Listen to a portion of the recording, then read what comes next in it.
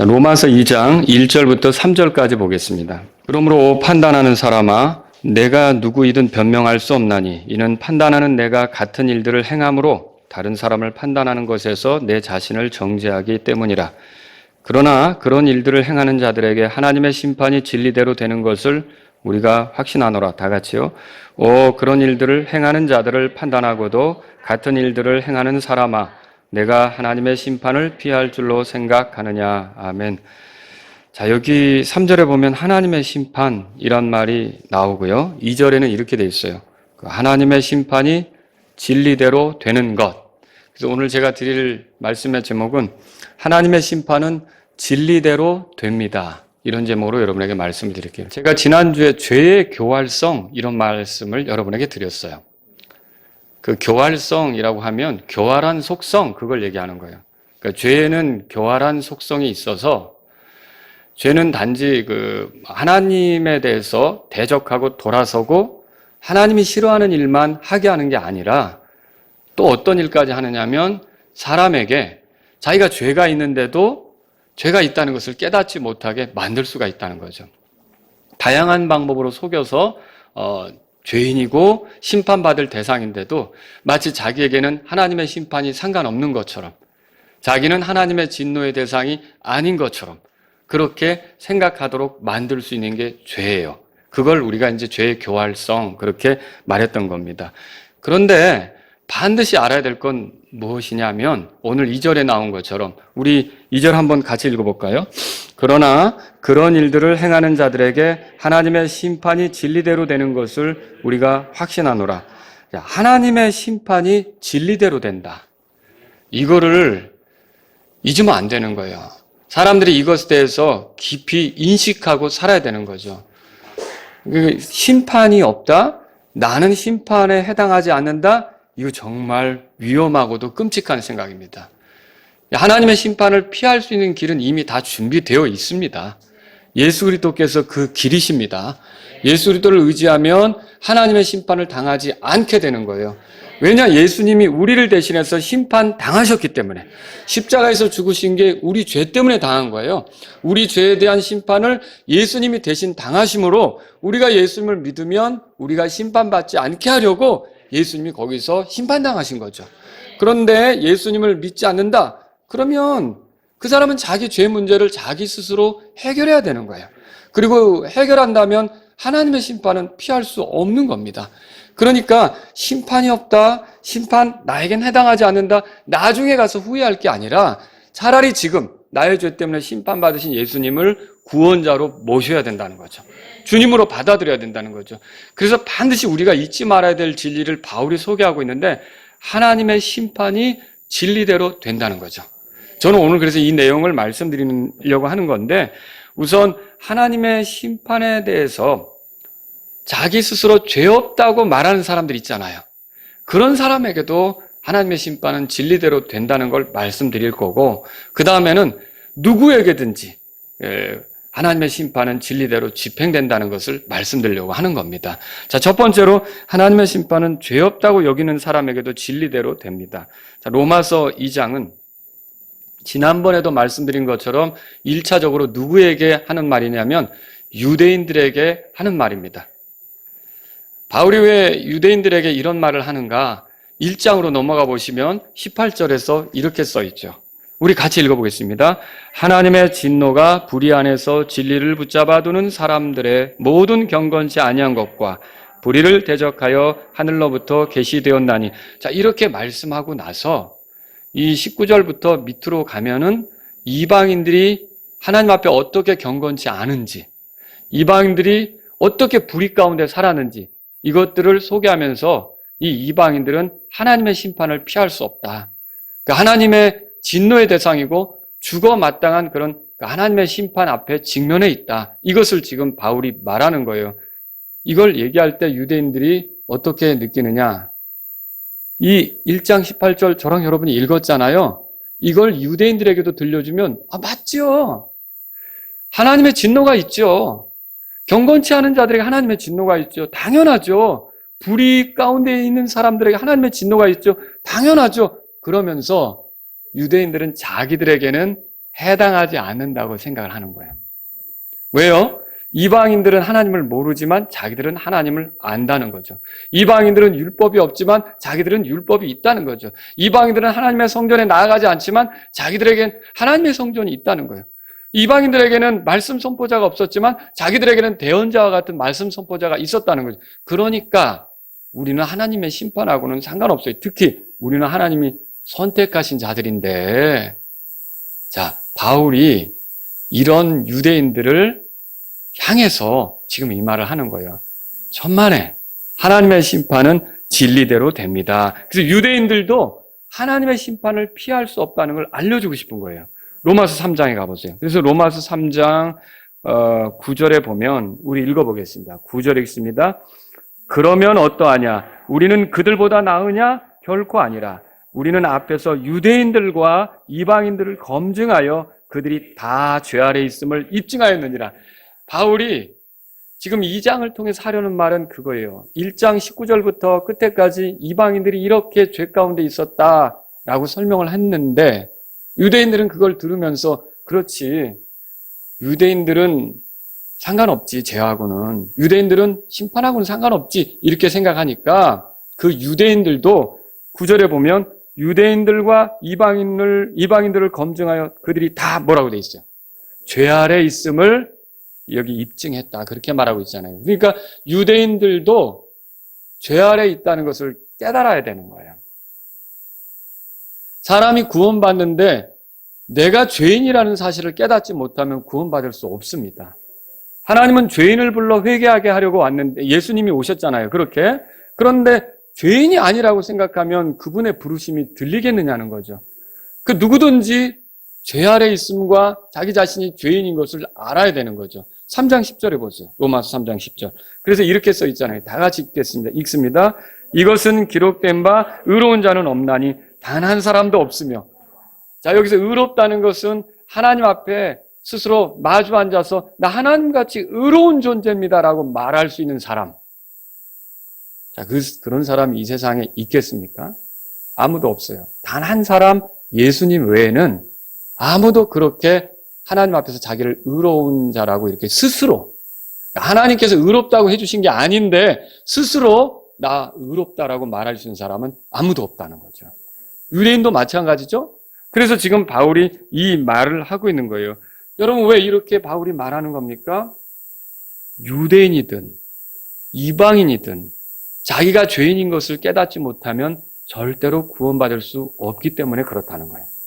그래서 이방인들에게도 그렇게 말할 뿐만 아니라 유대인들도 구원받을 필요가 있으니까 죄인인 것을 깨닫도록 이렇게 당신들 하나님의 심판이 진리대로 되는 것을 기억해야 된다. 당신들 그걸 잊으면 안 된다. 지금 이런 식으로 말하는 거라는 거죠. 1절에 보세요. 1절에. 2장 1절입니다. 같이 읽겠습니다. 그러므로 판단하는 사람아 내가 누구이든 변명할 수 없나니 이는 판단하는 내가 같은 일들을 행함으로 다른 사람을 판단하는 것에서 내 자신을 정죄하기 때문이라. 자, 유대인들은 이방인들 판단하는 것을 잘해요.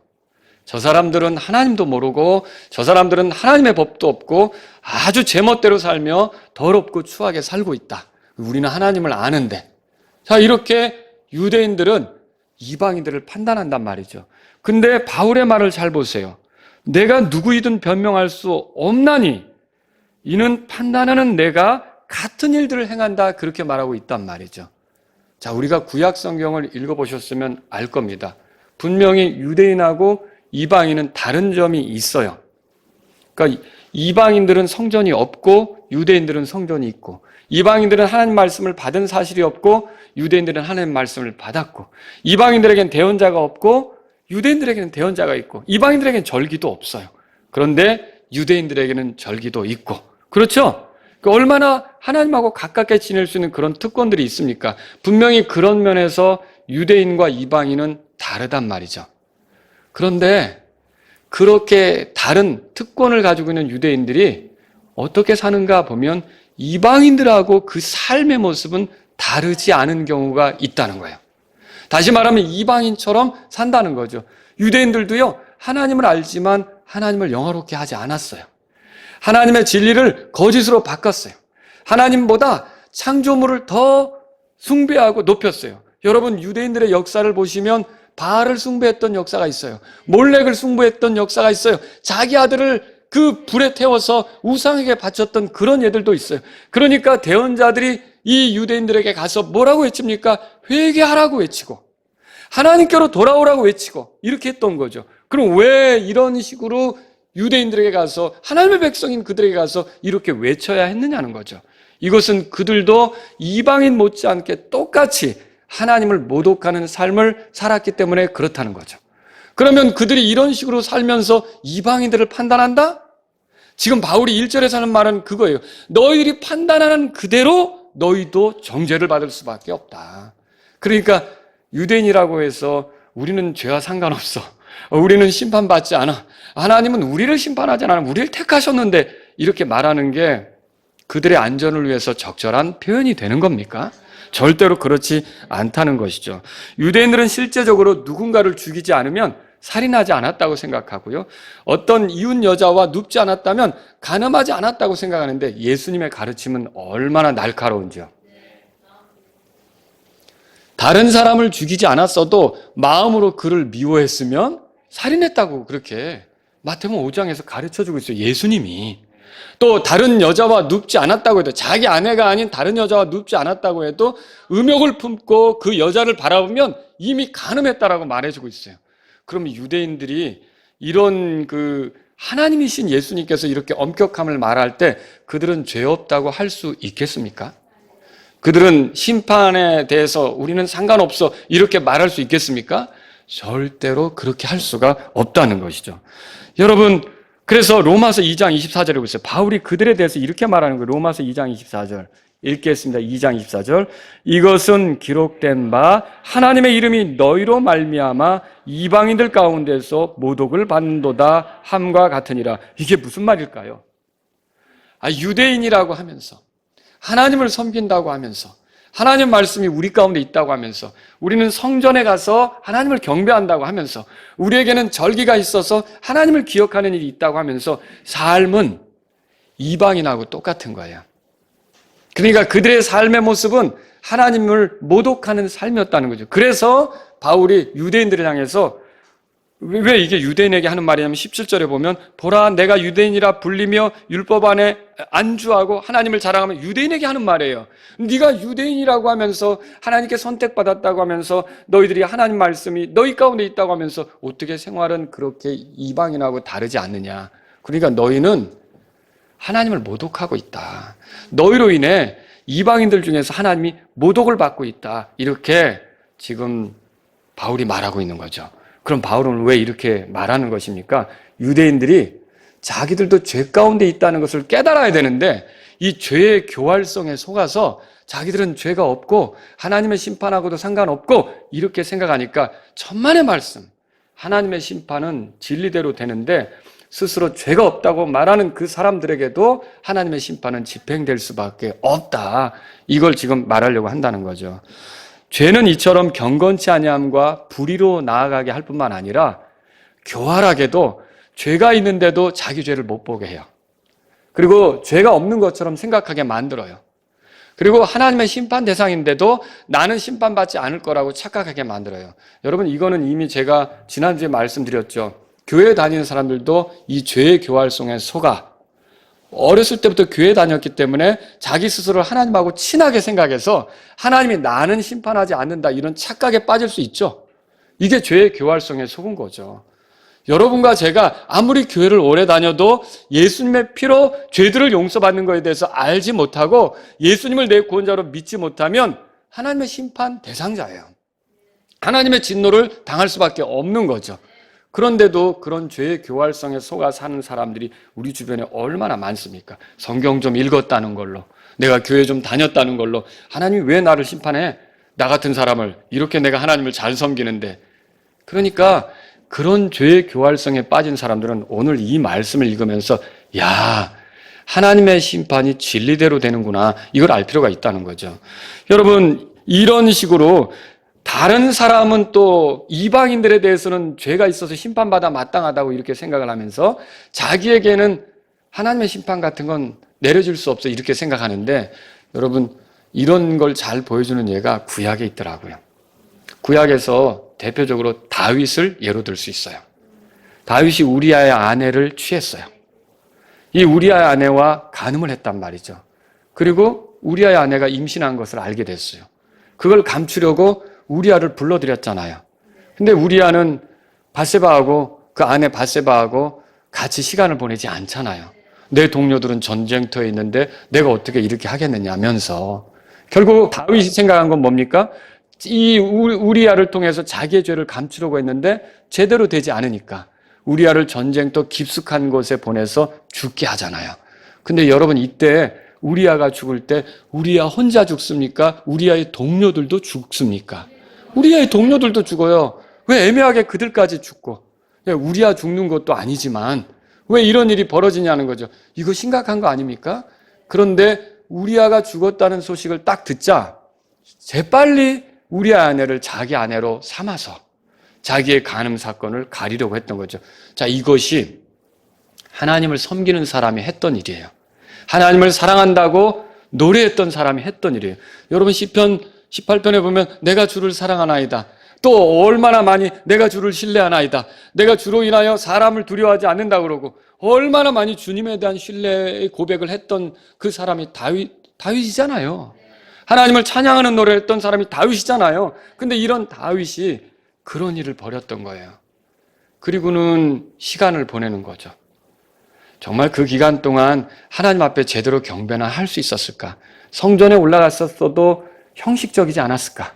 하나님에 대한 찬양은 만들어낼 수 있었을까? 하나님에 대한 기도는 제대로 드릴 수 있었을까? 정말 그게 가능했을까? 결국 하나님께서 다윗을 사랑했기 때문에, 이게 사랑했기 때문이에요. 이 나단 대언자를 보내서 다윗의 잘못에 대해서, 죄에 대해서 가르쳐 주잖아요. 여러분 들어보세요. 제가 읽어드릴게요. 이거는 한 도시에 두 사람이 있었는데 한 사람은 부유하고 다른 사람은 가난하였나이다.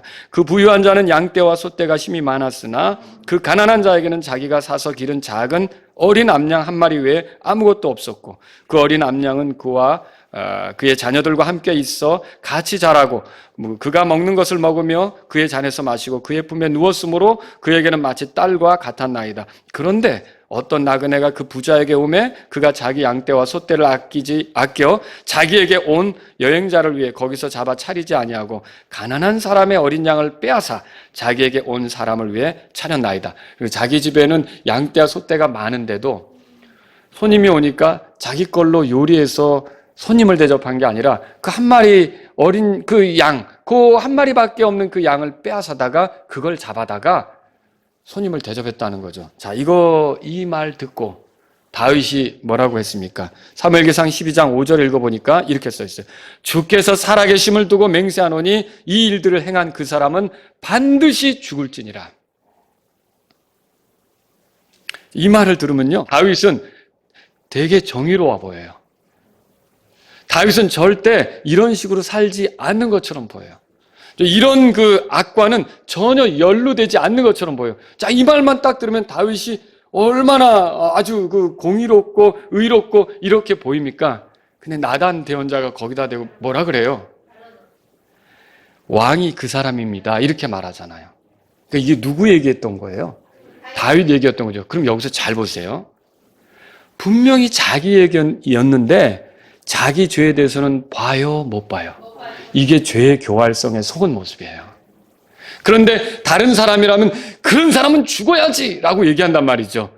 자기에게는 죄가 없고 다른 이들에게는 죄가 있고 내 죄는 아무것도 아니고 다른 사람의 죄는 크고 이게 죄의 교활성에 속은 사람의 모습이란 말이죠. 다윗은 그런 함정에 빠졌던 거예요. 오늘날도 죄의 교활성에 빠져 다른 사람을 판단하고 비난하고 정죄할 준비가 늘 갖춰진 사람들이 있어요. 그러면서도 자신에 대해서는 심판과 상관이 없는 것처럼 생각하는 사람들이 있는 거죠. 그들이 기억해야 할 말씀이 로마서 2장 2절이라는 거예요. 하나님의 심판이 진리대로 된다. 아무리 자기 스스로 죄가 없다고 말해도, 아무리 자기가 하나님의 심판 대상이 아닌 것 같이 말해도 하나님의 심판은 진리대로 된다. 이것을 반드시 기억해야 된다는 거죠. 두 번째로 드리신 말씀은요, 하나님의 심판은 누구에게나 진리대로 된다는 거죠. 하나님의 심판은 사람의 심판과 같지 않습니다. 여기 로마서 2장으로 돌아가 보시면 11절에 보세요. 같이 읽겠습니다. 이는 하나님께서 사람들의 외모를 중시하지 아니하시기 때문이라. 사람은 외모를 중시하지만 하나님은 외모를 중시하지 않는다. 그렇게 말씀하고 있어요. 만일 사람이 마음으로 뭔가를 잘못했다 해도 하나님께서는 그걸 간파하신다는 거죠. 그것에 대해서 결국은 물으실 때가 있다는 거죠. 그러니까 겉으로 드러나지 않았어도 결국 내가 마음으로 잘못했다면 그것은 사람에게 사과할 필요는 없겠죠. 왜냐하면 내가 마음으로만 품었으니까. 그러나 누구에게는 잘못을 자백하고 그리 살지 않도록 해야 합니까? 하나님께는 그렇게 해야 된다는 거죠. 자, 로마서 1장 30절도 보세요. 읽겠습니다. 그들이 이런 일들을 행하는 자들은 죽어야 마땅하다는 하나님의 심판을 알고도 같은 일을 행할 뿐 아니라 그런 일들 행하는 자들을 기뻐하느니라 그랬어요. 하나님의 심판은 불의를 행한 자들에 대해서 죽어야 마땅하다고 정하고 계세요. 그런데 스스로 불의를 행하면서 불의를 행하는 자들을 판단하는 자들이 있어요. 아까 다윗 같은 사람. 그렇게 하는 사람. 자, 그래서 1절에 뭐라고 돼 있어요? 로마서 2장 1절에 거기에 보면은 내가 같은 일들을 행함으로 다른 사람을 판단하는 것에서 이렇게 말하고 있죠. 같은 일을 행한다 그렇게 말하고 있어요. 2절에서는요. 그런 일들을 행하는 자들에게 이렇게 같은 일들을 행하면서 다른 사람을 심판하는 자들 있잖아요. 다른 사람을 판단하는 자들 있잖아요. 이런 일들에게 하나님의 심판이 진리대로 된다 그렇게 말하고 있는 거죠. 여러분, 하나님의 심판은 외모만으로 되는 게 아니라 겉으로 드러난 것도 잘못이면 하나님 심판하시지만 하나님은 그 중심까지도 잘못되어 있다면 그게 문제라고 그것에 대해서도 다루실 수 있다는 것이죠. 여러분, 하나님의 심판을 가볍게 생각하면 문제가 됩니다. 여호와 증인들의 문제는 뭘까요? 우리 주변에 여호와 증인들 때문에 여러분이 골머리를 썩여본 적이 있으실지 모르겠지만 여호와 증인들은요, 하나님의 사랑에 대해서 말합니다. 그러나 하나님이 거룩하신 분이시고 공의로운 분이시잖아요. 하나님의 거룩함과 충돌하는 죄에 대해서는 하나님이 심판하시는 건 맞습니까? 예, 하나님이 진노하시는 분인 건 맞습니까? 여호와 증인들은 하나님의 진노에 대해서 말하는 걸 싫어하는 거예요. 하나님의 진노에 대해서는 좋아하지 않는 거예요. 하나님이 사랑의 하나님이신데 어떻게 하나님이 진노하시느냐? 그렇게 말하는 거죠. 근데 그래서 어떻게 하냐면 여러분이 이제 여호와 증인의 성경책을 읽어보셨는지 모르겠지만 지옥이란 말을 싹 빼버렸어요. 지옥이란 말을 빼버렸어요. 그냥 원어 그대로 게헨나 그렇게 해서 그게 사실은 킹제임스 역자들은 어떤 것은 그걸로 죽은 자의 거처를 의미하는 무덤으로 번역하기도 하고 어떤 경우는 문맥을 따라 정확히 해서 지옥이라고도 번역을 했는데 이 사람들은 지옥을 싫어하는 거예요. 그래서 이 땅의 지상낙원, 왕국이라고 들어보셨죠? 그 모임 장소도 왕국회관이라고 그러잖아요. 그런 것들은 좋아하는데 아주 평화롭고 여러분 여호와 증인들이 나눠주는 전단지 보세요. 막 얼마나 그 평화로운 그런 그림들, 짐승들이 같이 어울려 있는 그림들 그러면서 막 그 좋은 그런 그림들은 그리고 이 사람들은 지옥에 대해서 말하려고 하지 않는다는 거죠. 이거는 잘못입니다. 하나님은 사람을 구원하셔서 영원히 그분과 함께 살기를 원하시지만 회개하지 않는 죄인, 고집스러운 죄인, 자기 멋대로 가기를 계속 돌이키지 않는 죄인에 대해서는 하나님은 반드시 심판하십니다. 하나님은 사람들의 은밀한 것들에 대해서 선한 일이든 악한 일이든 그것들에 대해서 다 심판하시는 분이십니다. 하나님의 심판이 진리대로 된다는 것을 알아야죠. 또 무율법주의자들에 대해서 말씀을 드려볼게요. 무율법주의는 뭐냐면 죄를 짓고도 아무렇지 않게 생각하는 거예요. 여러분, 율법주의는 잘못입니다. 말하자면 뭐냐면 이제 구원받는데 율법을 지켜야 된다. 구원을 잃어버리지 않으려면 율법을 지켜야 된다. 이렇게 하는 것은 다 잘못이에요. 우리 구원은 우리가 구원을 얻고 또 구원을 유지하고 하는 것은 우리의 율법과는 상관이 없는 겁니다. 그러니까 하나님이 주신 율법과는 상관이 없는 거예요. 은혜로 구원된다는 걸 믿으십니까? 예. 그렇지만 그렇다고 해서 우리가 구원받아 놓고 하나님의 법을 무시하면서 도덕적으로 내가 하고 싶은 대로 나는 죄사함 받았으니까 어찌 살아도 상관없다는 식으로 간다는 것은 그건 하나님의 심판이 진리대로 되는 걸 모르는 행동이에요. 하나님의 심판이 진리대로 된다면 그렇게 하지 않는다는 거예요. 여러분 들어보세요. 그리스도인이 죄 짓는 것에 대해서 하나님께서 눈 감아 주시겠습니까? 예를 들어 하나님이 이렇게 말씀하시겠냐고요.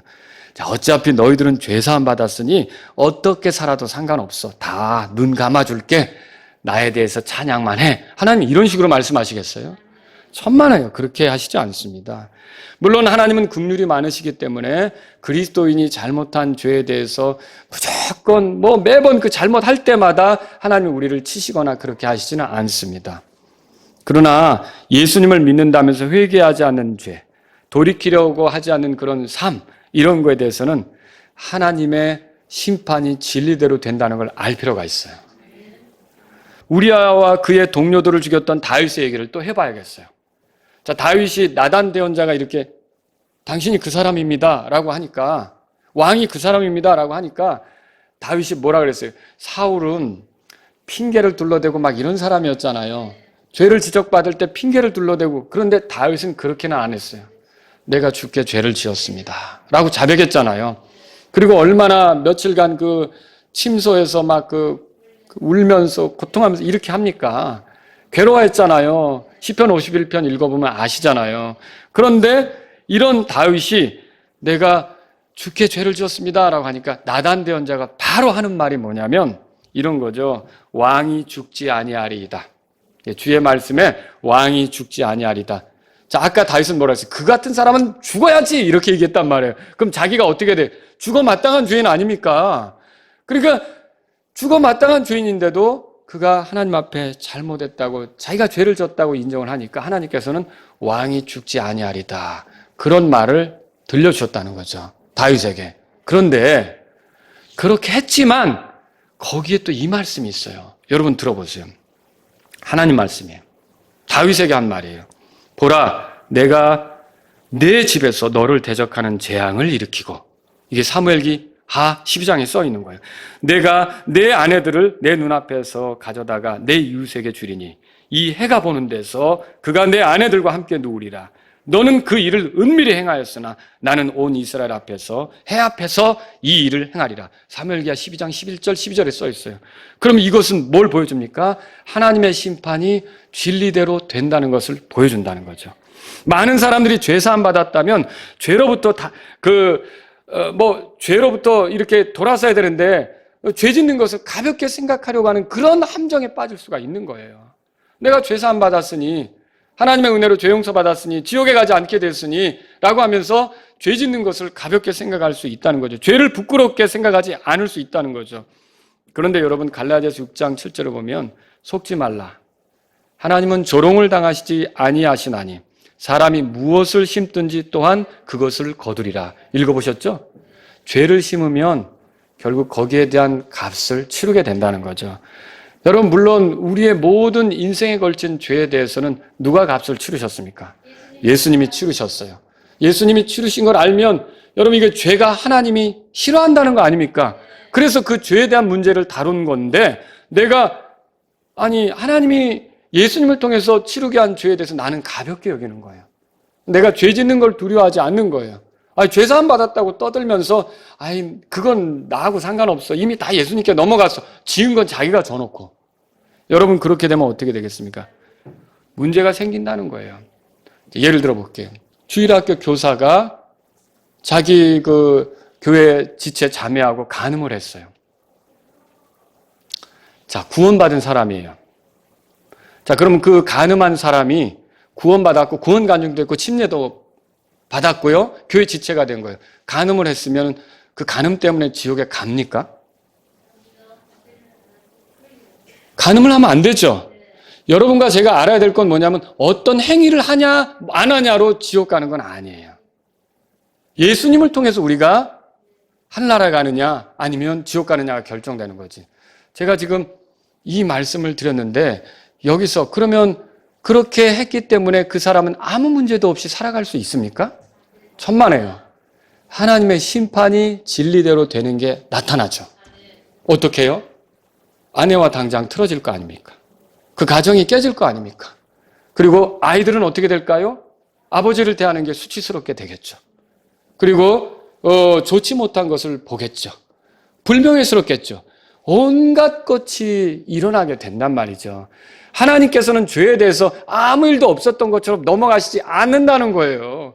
그러니까 우리가 죄 짓는 것에 대해서 두려워할 필요가 있고요. 죄를 내가 지은 순간이 있다면 그걸 깨달을 때 어떻게 될까요? 하나님 잘못했습니다라고 빨리 돌이키는 게 필요한 거죠. 어떻게 내가 하나님이 은혜로 날 구원했어. 난 천국에 보낼 거야. 난 어떻게 살아도 상관없어. 어떻게 이런 식으로 살 수 있겠냐는 거죠. 여러분 분명히 모든 죄에 대해서는요. 하나님이 그걸 돌이키지 않고 그것에 대해서 이게 더 심화될 것 같고 그럼 바로 잡기 위해서 우리를 심판하시는 거예요. 물론 이때 심판은 지옥에 보내는 심판은 아닙니다. 그러나 우리를 바로 잡기 위한 징계와 같은 것으로 나타날 수 있다라고 하는 것이죠. 우리가 은혜로 구원받는 거 믿으시죠? 구원받는 게 내 행위와 상관이 있습니까? 상관없어요. 근데 구원받은 이후로 내 행위를 아무렇게나 가져간다. 하나님이 기뻐하실까요? 절대로 그렇지 않습니다. 여러분 디도서 2장은 찾아보겠습니다. 디도서 2장을 찾아보세요. 11절에 보세요. 구원을 가져다 주시는 하나님의 은혜가 모든 사람에게 나타나. 자, 구원은 하나님의 은혜로 받는 거예요. 근데 그 은혜가 12절에 보니까 우리를 가르친대요. 자, 은혜가 우리를 가르치는 거예요. 그러니까 죄사함의 은혜가 우리를 가르치는 거예요. 여러분이 정말로 제대로 하나님께서 주시는 죄사함의 은혜를 누린다면 이 은혜가 가르치는 것을 받아들일 수밖에 없어요. 근데 어떻게 가르칩니까? 경건치 아니한 것과 로마서 1장 18절에 나오죠. 세상에 속한 정욕들을 우리가 거부하고 이거 불의를 거부하는 거잖아요. 이 현 세상에서 맑은 정신을 가지고 의롭게 하나님의 뜻대로 살면 이거 뭐예요? 불의를 거절하는 거 아닙니까? 그 로마서 1장 18절에 하나님의 진노를 당할 만한 거 있잖아요. 거기서부터 등 돌리고 살아가도록 은혜가 가르친다는 거예요. 그래서 13절에 저 복된 소망과 위대하신 하나님 곧 우리의 구원자 예수 그리스도의 영광스러운 나타나심을 기다리게 하셨느니라. 이제 누구만 바라보고 사는 거예요? 예수님 오시는 거. 그것만 바라보고 살게 하죠. 14절 다 같이 읽겠습니다. 그분께서 우리를 위하여 자신을 주심은 모든 불법으로부터 친히 우리를 구속하시고 정결하게 하사 선한 행위에 열심을 내는 백성 곧 자신을 위한 특별한 백성이 되게 하려 하심이라. 여러분 우리가 행위로 구원받는 건 아닙니다. 그러나 우리가 구원받았다면 그 은혜로 가르침을 받아서 선한 행위에 열심을 낼 수밖에 없다는 것이 진리입니다. 근데 만일 선한 행위에 관심도 없고 선한 행위를 하지 못하는데도 부끄러움도 없고 선한 행위가 아니고 하나님을 불편케 하는 그런 불인데 그런 것을 하면서도 내가 돌이키려 하지 않는다. 그러면 하나님께서는 결국 내 행위를 기뻐하실 수 없고요. 나를 다루시기 위해 바로잡아주기 위해 하나님의 심판이 진리대로 되는 것을 여러분과 저는 알 필요가 있다는 거죠. 여러분 제가 이 말씀을 드리는 것은요. 주님의 말씀대로 해야만 여러분이 부유하게 된다. 성령님을 따라야만 여러분이 질병에서 고침받는다. 주님의 뜻대로 살아야만 이렇게 부자가 된다. 이 말씀을 드리려고 하는 게 아니에요. 여러분 우리가 알잖아요. 성령님을 따라도 어려운 일 생길 수 있는 거고. 그렇죠? 내가 주님의 말씀대로 걸어도 병에서 아주 고통스러운 시간을 보낼 수도 있는 거고 하나님의 뜻대로 산다고 해도 환난을 당하는 건 우리가 당연히 그렇게 할 수밖에 없는 거잖아요. 지금 그게 아니라 그런 건 이제 하나님께서 우리에게 주시는 건데 결국은 우리는 어떻게 살아야 되냐면 하나님께서 그런 걸 주시는 건데 우리는 어쨌든 구원받았다면 은혜로 구원받았다면 선한 행위에 열심을 내므로 하나님을 기쁘게 해드리는 게 필요하다는 거죠. 그게 구원 얻기 위해서가 아니라 그게 당연한 삶이 되어야 한다는 것입니다.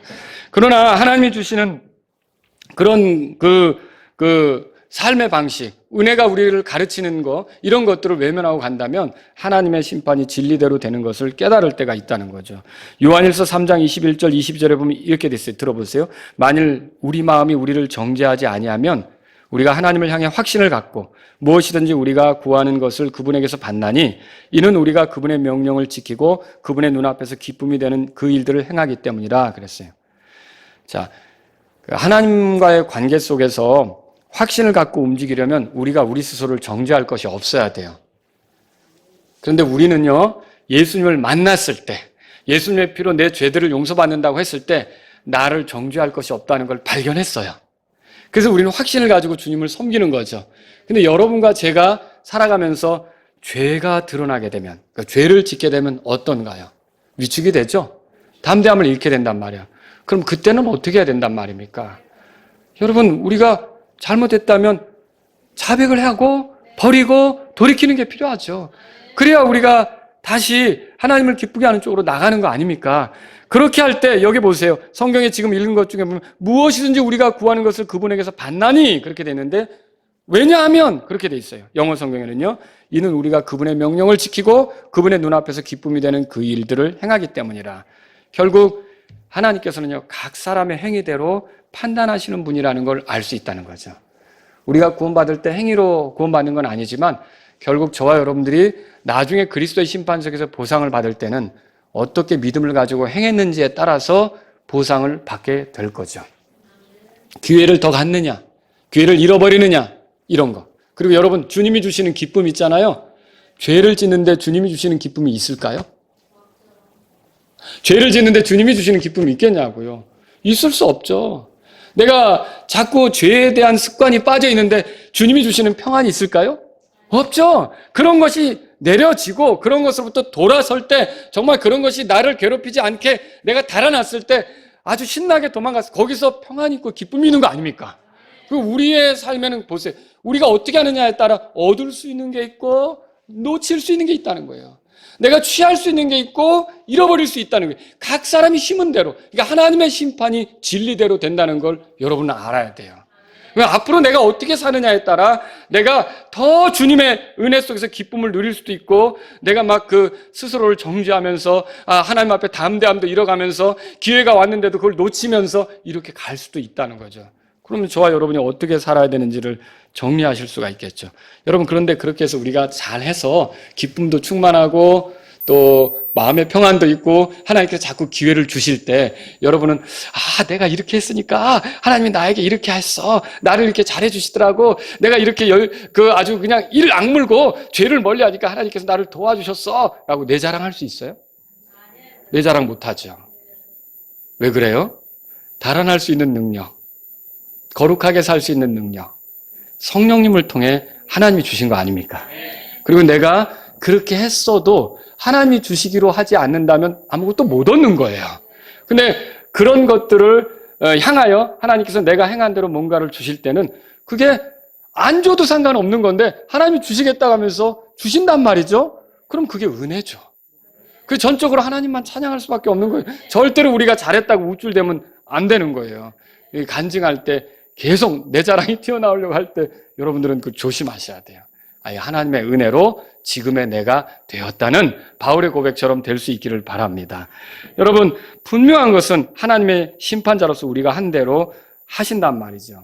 자, 아브라함은 하나님께서 그 소돔을 심판하신다고 할 때 이렇게 말씀드렸죠. 주님께 뭐라 그랬냐면, 주께서 의로운 자들을 사악한 자들과 함께 멸하시려 하시나이까. 창세기 18장 23절에 써 있어요.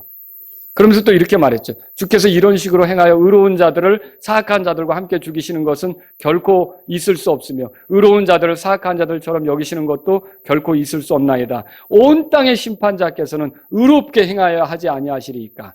자, 여러분, 하나님 의로우십니까? 그분의 심판이 공정하다고 믿습니까? 하나님이 여러분에게 정죄함 없다, 그리고 여러분에게 의인이다 이렇게 판결하면 누구도 뒤집을 수 없는 공정한 판결이라고 믿으십니까? 그리고 어떤 사람이 지옥에 들어가서 심판을 받는다면 하나님이 하늘나라에 들어올 사람을 실수로 지옥에 보내는 일이 있겠습니까? 절대로 없다는 거죠.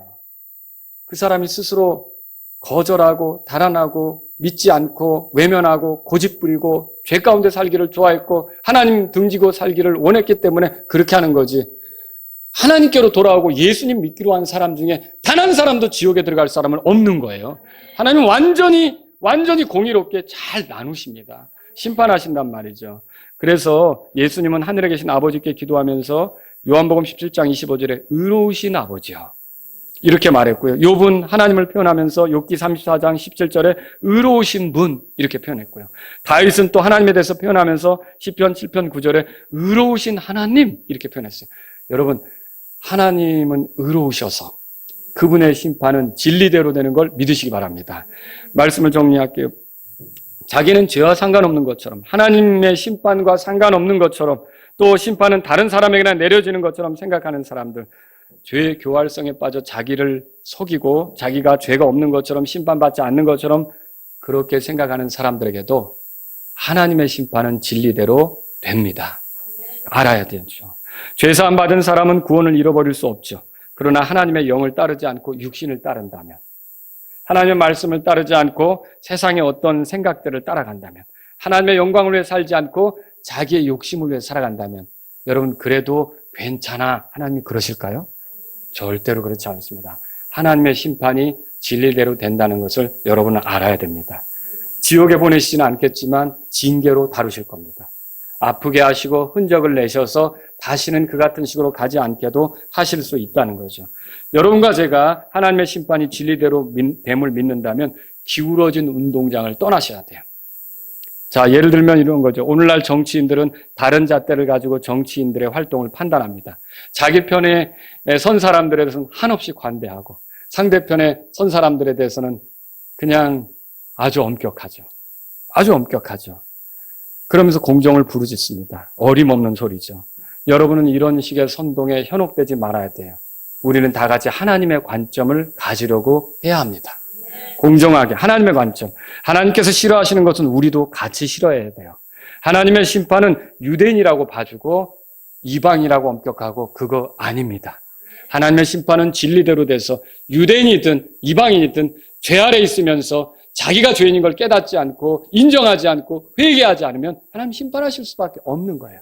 그러나 반대로 유대인이든 이방인이든 복음을 통해서 믿음으로 나오면 구원을 주시는 분이 하나님이십니다.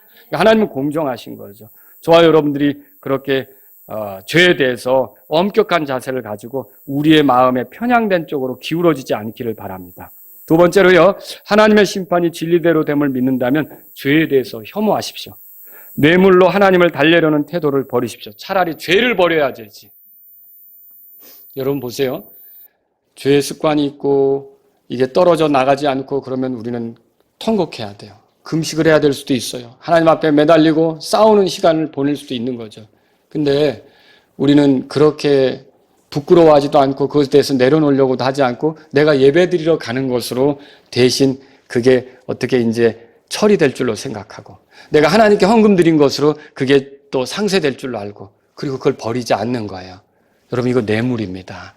하나님은요 구약에서 그런 식으로 가져온 헌물들은 받지 않으시는 것을 보여주는 거예요. 정말로 중요한 것은 우리가 뭘 드릴 수 있는 형편이 안 되더라도 죄에 대해서 내려놓을 때, 죄로부터 돌이킬 때 하나님이 그걸 기뻐하신다는 걸 믿으시기 바랍니다. 그래서 저와 여러분들은 죄를 자백하고 죄를 미워하시며 버리려고 해야 되는 거예요. 그것만이 하나님이 주시려는 은혜를 누리는 길인 것입니다. 마지막으로 하나님의 심판이 진리대로 됨을 믿는다면 회개를 미루지 마세요. 자, 여러 해 동안 훌륭한 일을 해온 사역자라도 죄에 빠지면 여러 해 동안 훌륭하게 해온 사역으로 인해 그 죄는 용서될 수 있습니까? 하나님이 그 죄는 괜찮다고 넘어가실 수 있습니까? 그렇지 않다는 거죠.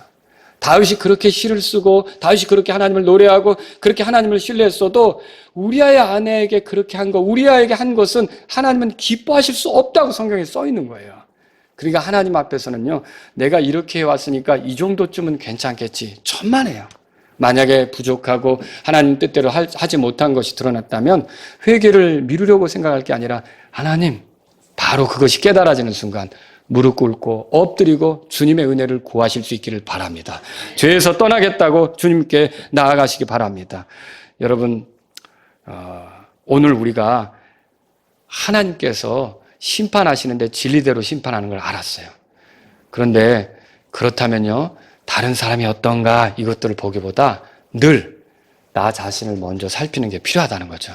왜냐하면 우리도 죄의 교활성에 속아서 다른 사람의 잘못은 크게 얘기하면서 내가 뭘 어떻게 잘못하고 있는지는 못 보는 일이 생길 수 있다는 거죠. 성경에 그랬어요. 남의 눈에 있는 티는 보면서 자기 눈에 있는 들보는 보지 못하는 것에 대해서 예수님이 지적하셨잖아요. 저와 여러분은 우리 자신을 끊임없이 살피는 그런 사람들이 될 수 있기를 바랍니다. 기도하겠습니다. 오늘 이 말씀을 들으신 여러분 가운데 하나님의 심판이 진리대로 된다면 하나님 제 삶을 가볍게 가져가지 않기를 원합니다. 죄 용서받아서 제가 지옥에 가지 않는 것은 맞는데 하늘나라에 가는 것은 맞는데 주님이 저를 위해 죽으시고 부활하신 것이 선한 행위에 열심을 내도록 그렇게 하셨다면 제 나머지 삶은 그렇게 살기를 원합니다. 은혜가 가르치는 대로 살기를 원합니다. 이런 분이 있다면 기도하십시오. 하나님, 제가 잘못했다면 제가 깨닫게 도와주시고 둔하지 않게 해주시고 무지하지 않게 해주시고 바로 돌이킬 수 있는 그런 사람이 되게 해주세요. 기도하시기 바랍니다. 하나님, 제가 남의 눈에 있는 것들을 끄집어내려고 하기보다 내 눈에 있는 것들을 더 이렇게 꺼내려고 하는 사람이 되기를 원합니다. 이런 분이 있다면 기도하십시오.